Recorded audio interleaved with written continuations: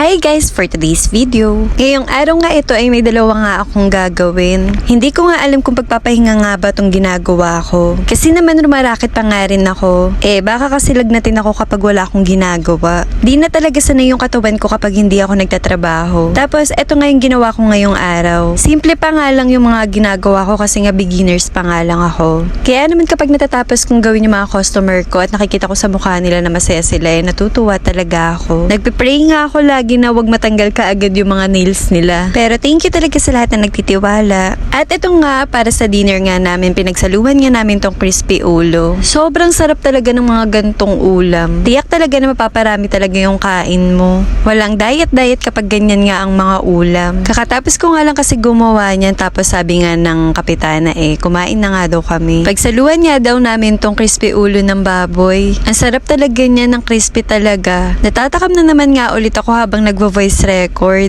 Sa sobrang laki nga ng crispy ulo, sa dami nga namin kumakain dyan, parang buo pa nga rin tignan. Pagkatapos nga namin kumain, binalikan naman ng Daddy Anong tong ginagawa niya. Nilinisan niya kasi tong aircon namin habang off niya. Ang galing nga ng Daddy Anong, alam na alam niya na nga kung paano linisin tong aircon namin. At kinabukasan nga, pagdating ni Ate Anika galing school, pagod na pagod nga, nakatulog nga kaagad. Napagod siguro sa recognition day nila.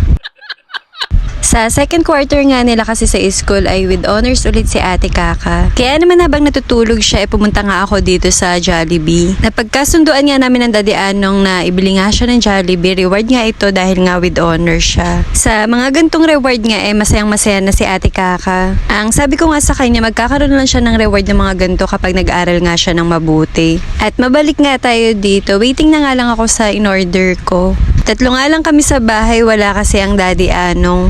Ay nako, tiyak talaga na matutuwa si Ate Anika dito sa reward niya. Dapat talaga kasama ko si Renren dito, kaso ako na nga lang para nga mabilis. Baka kasi magkulit na naman, kaya naman ako na nga lang.